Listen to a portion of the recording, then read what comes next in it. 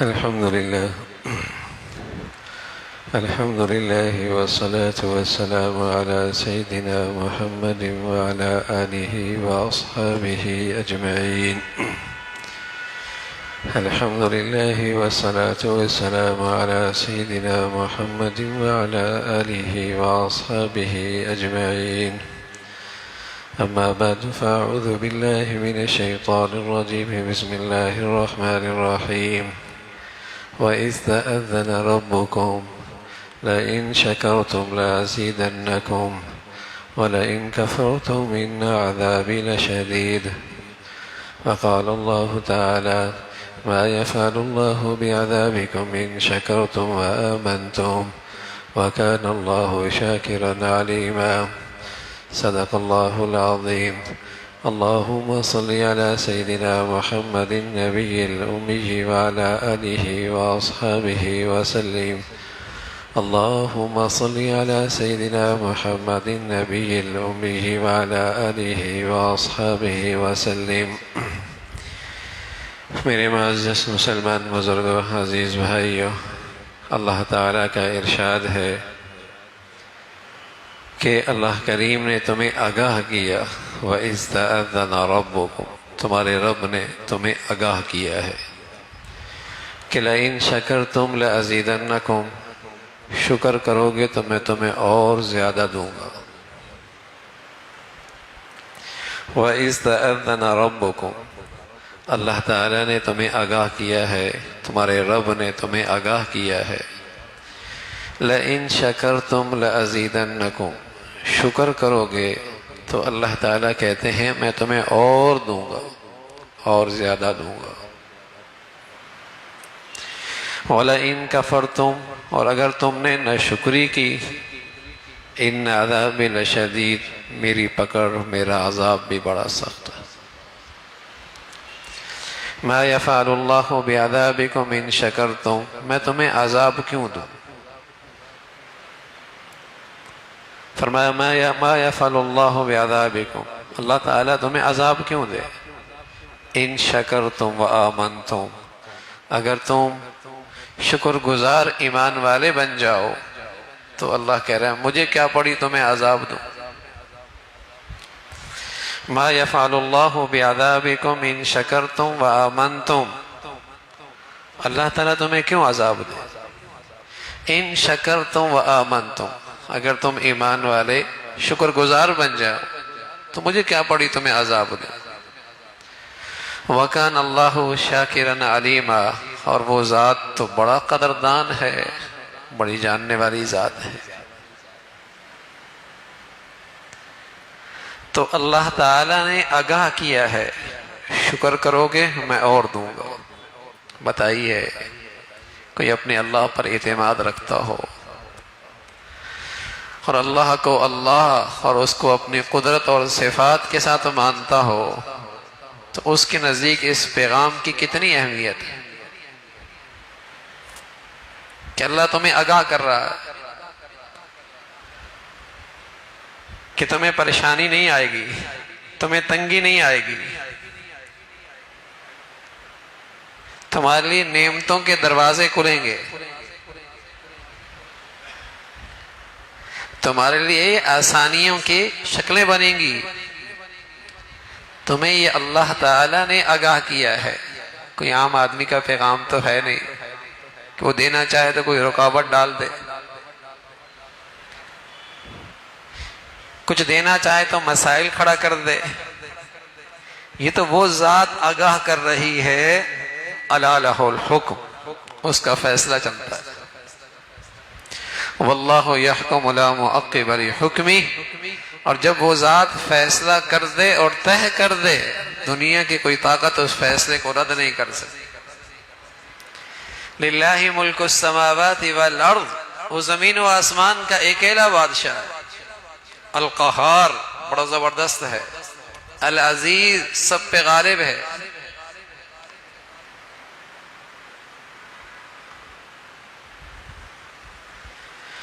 وَمَا بِكُم مِّن نِّعْمَةٍ فَمِنَ اللَّهِ، جو کچھ تمہیں ملا ہے اور ملے گا اس ذات کی طرف سے، کوئی اور نہیں دے سکتا. کوئی نہیں دے سکتا۔ جب وہ سوتے نعمتوں کے بند کر دے تو کھلوا کوئی نہیں سکتا، اور جب وہ کھول دے تو کوئی بند نہیں کر سکتا۔ اس ذات نے تمہیں ایک نسخہ دیا ہے اپنے خزانے سے لینے کا، اس ذات نے ایک نسخہ دیا ہے اپنے خزانے سے لینے کا، اور نسخہ بھی اتنا آسان ہے، سبحان اللہ۔ کوئی بھی کسی وقت بھی کسی گھڑی بھی یہ نسخہ اختیار کر سکتا ہے۔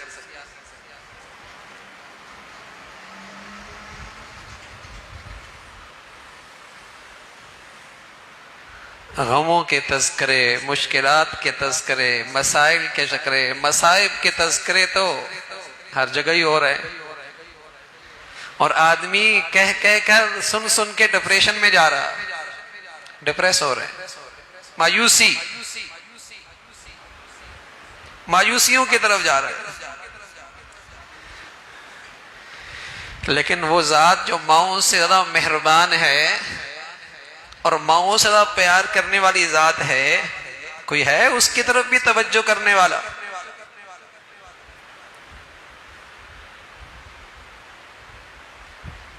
کوئی ہے اس ذات سے بھی رہنمائی اور محبت بھرے نسخے اور ہدایات لینے والا؟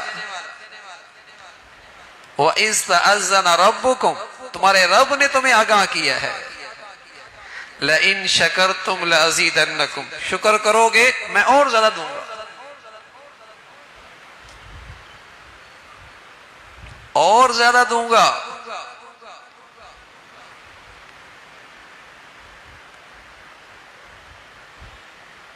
شکر کتنا ہے؟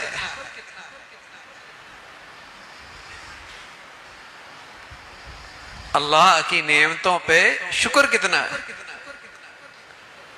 فرمایا کانت آمینہ مطمئنہ، بڑے امن سے رہ رہے تھے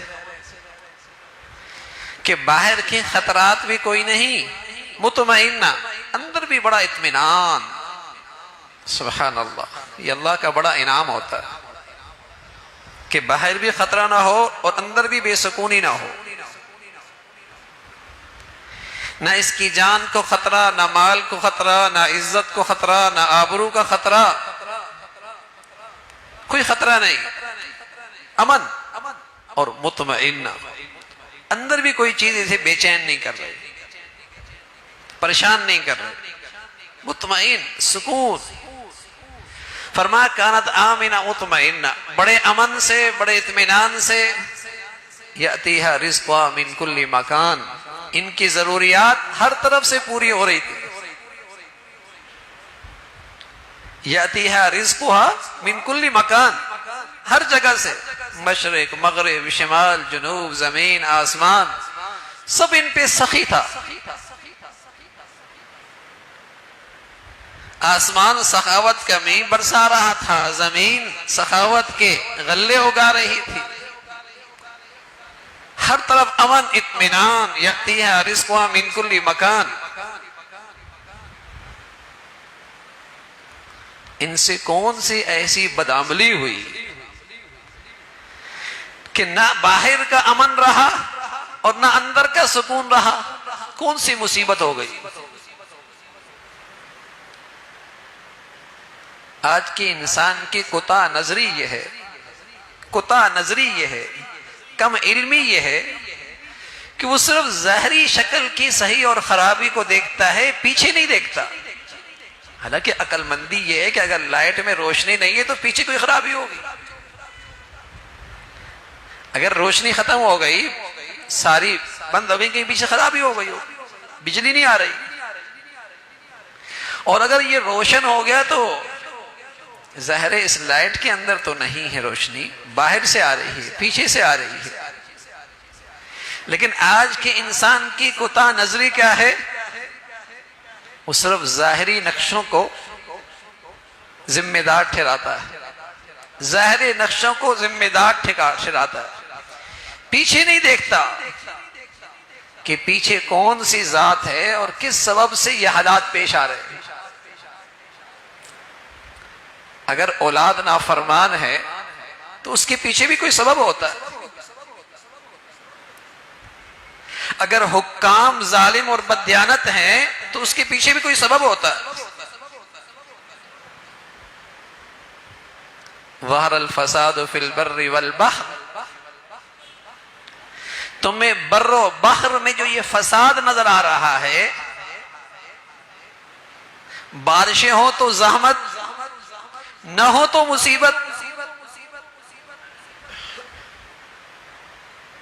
یہ جو ہر طرف فساد ہے، یہ صرف کیا، ہم تو یہ تھا نا موسمی حالات، دنیا میں موسم بدل رہے، ہم تو اس پہ اکتفا کرتے ہیں. دنیا میں موسم بدل رہے ہیں، اس لیے وہاں گرمی بڑھ گئی، یہاں بارشیں بڑھ گئی، بس اس حد تک سوچتے ہیں. لیکن اللہ کریم کیا کہہ رہا؟ ظہر الفساد فی البر والبحر بما کسبت ایدی الناس. یہ اللہ کہہ رہے ہیں یہ سب کچھ فساد اس لیے ہو گیا کہ انسان کے عمل فسادی ہو گئے، انسان کے بدن سے نکلنے والے اعمال یہ اللہ کو ناراض کر رہے ہیں. اب اس پر نظر کسی کی نہیں جاتی، قطع نظری ہے نا، جہالت ہے اور بدترین جہالت ہے.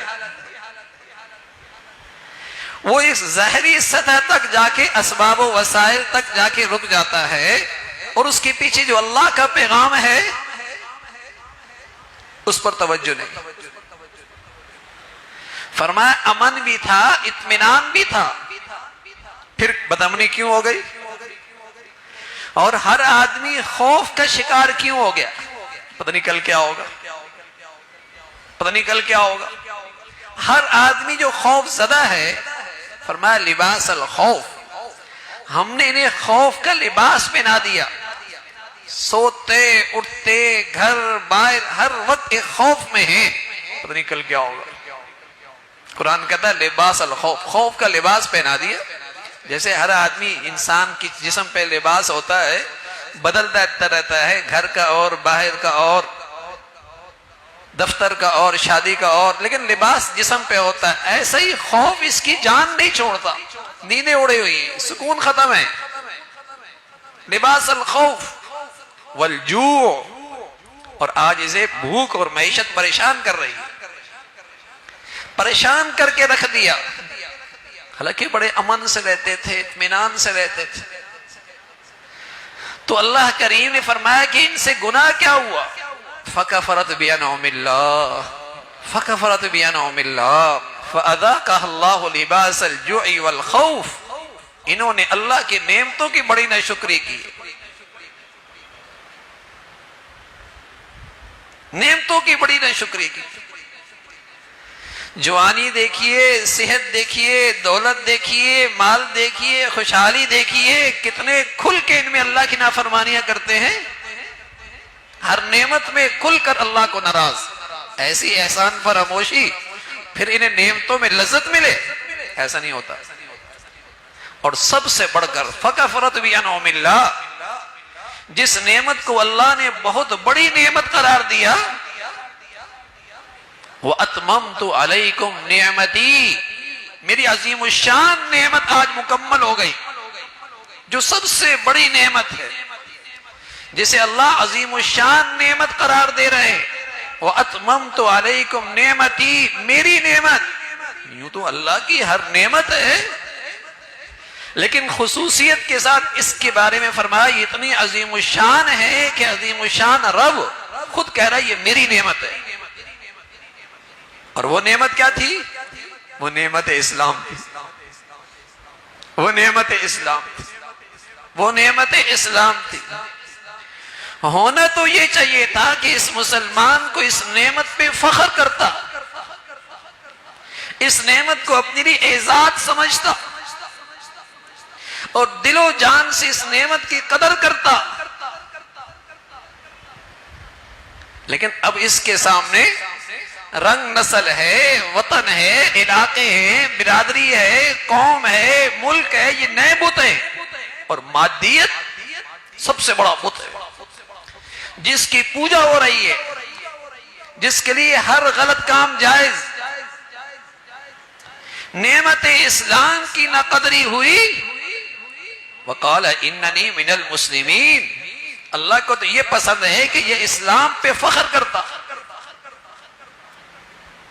کہ میرے لیے سب سے بڑا اعزاز، میری سب سے بڑی خوش نصیبی، میری سب سے بڑی سعادت کہ اللہ نے مجھے نعمت اسلام دے رکھا، اور دل و جان سے اس نعمت کی قدر کرتا.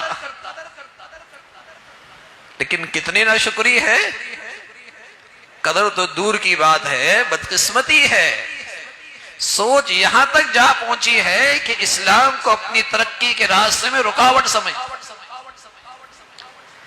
اسلام کو اپنی عزت کے راستے میں رکاوٹ سمجھتا، اسلام کو اپنی کامیابی کے راستے میں رکاوٹ سمجھتا. بتائیے اس سے بڑی ناقدری ہوگی؟ اللہ کہہ رہے ہیں فَكَفَرَتْ بِأَنْعُمِ اللَّهِ، جب تم میری نعمتوں کی ناشکری کرو گے سزا دوں گا. فَأَذَاقَهَا اللَّهُ لِبَاسَ الْجُوعِ وَالْخَوْفِ، تمہیں خوف اور بھوک کا لباس پہنا دوں گا. نہ انفرادی سطح پہ اسلام کو آج وہ عزت ہے، اور نہ قومی سطح پہ اسلامی معاشرہ قابل قبول ہے. بے حیائی، فحاشی، گندگی، سودخوری، حرام کاری، اس میں فخر ہے.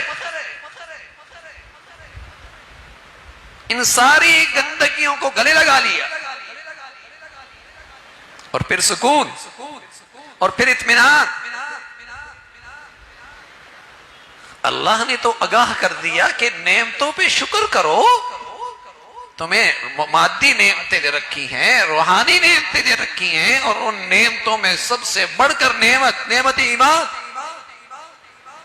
اس کی کتنی قدر ہے، اور اس دولت کی حفاظت کی کتنی فکر ہے. مسلمان تو کہا کرتے تھے اس نعمت کے قدردانی کرتی ہوئی اعزنا اللہ بالاسلام، ہماری عزت تو ہے ہی اسلام کے بدولت، ہماری عزت تو ہے ہی اسلام کی بدولت. وہ تو اس نعمت کی خاطر ایک انچ بھی اس سے دستبردار ہونے کے لیے تیار نہ تھے، پھر اسلام نے انہیں عزت دی. ہم نے تو قومیت کی خاطر، برادری کی خاطر، عہدوں کی خاطر، دولت کی خاطر، مادیت کی خاطر ہر جگہ ہی اسلام کو زندگیوں سے نکال رکھا. اس نعمت کی نہ قدری. فَكَفَرَتْ بِأَنْعُمِ اللَّهِ، تو اللہ تو آگاہ کر رہے ہیں شکر کرو، کہیں تنگی نہیں آئے گی، کہیں تنگی نہیں آئے گی. شکر کرو، میری عطا کردہ نعمتوں کی قدر کرو، کہیں تنگی نہیں آئے گی. یہ اللہ کا ارشاد ہے، اللہ کا اعلان ہے، اور اللہ کے کلام میں یہ اللہ کا پیغام ہے. شکر کرو. نہ نعمت اسلام کی قدر، نہ نعمت پاکستان کی قدر، اور نہ اللہ کی دی ہوئی نعمتوں میں اللہ کی اطاعت اور فرما برداری، کھل کر اللہ کی نافرمانی. یہ احسان فراموشی ہے، یہ احسان فراموشی ہے. پھر سزا تو آئے گی، پھر تنبیہ تو آئے گی. اور کوئی خوش نصیب آدمی اپنی زندگی کی حد تک بھی، اپنی زندگی کی حد تک بھی جہاں اس کی زندگی اس پہ فرائض ہے، اولاد، ماتا ہے، گھر، کاروبار، جو اس کا دائرہ کار ہے، وہاں بھی اگر اس نعمت کی قدر کرے گا، واللہ العظیم اللہ اسے اسلام کی برکتیں دکھائے گا، اپنی مدد اور نصرت دکھائے گا. اس کا کلیجہ ٹھنڈا رہے گا، اندر سکون رہے گا، ہر وقت مطمئن رہے گا. لیکن اگر صرف اپنی ذات میں دینداری اور گھر کی چار دیواری میں کھلی اللہ کی نافرمانی، سکون نہیں رہے گا. معاملات معاشرت میں احسان فراموشی، نہیں ملے گی سکون. نعمت اسلام اللہ کی بڑی نعمت ہے، بڑی دولت ہے. وَإِذْ تَأَذَّنَ رَبُّكُمْ، تمہارا رب تمہیں آگاہ کر رہا ہے، لَإِن شَكَرْتُمْ لَأَزِيدَنَّكُمْ، شکر کرو گے میں اور زیادہ دوں. سبحان اللہ. قرآن مجید کے یہ الفاظ اتنے زوردار ہیں، لَأَزِيدَنَّكُمْ. حالانکہ اس اردو ترجمے کے لیے اتنا جملہ بھی کافی تھا، ازیدکم، میں تمہیں اور زیادہ دوں گا. لیکن یوں نہیں کہا ازیدن اور لَأَزِيدَنَّ. یہ تاکید ہے، یہ کلام میں اور زور ڈالا ہے. شک نہ کرنا، شک نہ کرنا. اور یہ بھی اللہ کریم کی شفقت اور پیار ہے، ورنہ اس کو اتنی تاکید کرنے کی کیا ضرورت. وہ تو بس کہتا ہے کہ یوں کر لو بس. لیکن اس کی شفقت اور اس کا پیار ہے کہ یہ بات دلوں میں آ جائے. شکر کی زندگی بناؤ، شکر کی زندگی بناؤ. اللہ جو نعمت دے اس کو اللہ کی اطاعت میں استعمال کرو. اس میں کم از کم درجہ یہ ہے میرے عزیزو، اس میں اللہ کی نافرمانی نہ کرو، اس میں کوئی اللہ کی نافرمانی نہ ہو. مال دیا ہے، دولت دی ہے، عزت دیا ہے، منصب دیا ہے، گھر دیا ہے، اولاد دی ہے، صحت دی ہے، خوشحالی دی ہے، زندگی دی ہے، اس میں اللہ کی نافرمانی نہ ہو. پھر دیکھیے اس نعمتوں میں اللہ کیسے اضافہ فرماتے.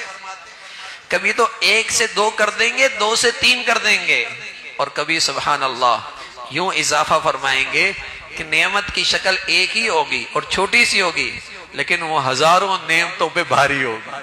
اتنا مزہ ہوگا، اتنا لطف ہوگا، اتنا سکون ہوگا، اتنی ٹھنڈک ہوگی. لَأَزِيدَنَّكُمْ. جب اللہ نے کہا ہے تو پھر سچ کہا ہے نا. جب اللہ نے بتلایا ہے تو سچ بتایا ہے. جب بھی کوئی مشکل آئے، تکلیف آئے، غم آئے، رکاوٹ آئے، اللہ کی نعمتوں کو سوچو اور ان نعمتوں پہ اللہ کا شکر کرو. زبان سے بھی، دل سے بھی، عمل سے بھی. اللہ راستہ نکالے گا، اللہ راستہ نکالے گا. اللہ اس مشکلات سے، پریشانی سے راستہ نکالے گا. اللہ رب العزت شکر گزاری والی، فرما برداری والی زندگی نصیب فرمائے. وآخر دعوانا الحمدللہ رب العالمین.